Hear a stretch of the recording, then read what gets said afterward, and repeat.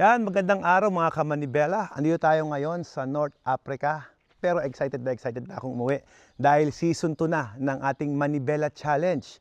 At dahil may good news ako sa inyo ngayong araw, meron tayong 7 different categories na pwede nyong masalihan.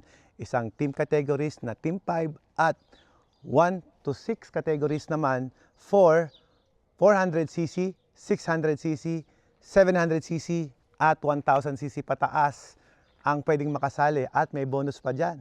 Pwedeng makasali din ang mga off-road. Yes, yung mga motocross bike, dirt bikes ninyo, pwede nyo na rin isali yan sa ating Manibela Challenge Season 2. Kaya naman guys, wag nang magpapahuli at mag-registered na po kayo.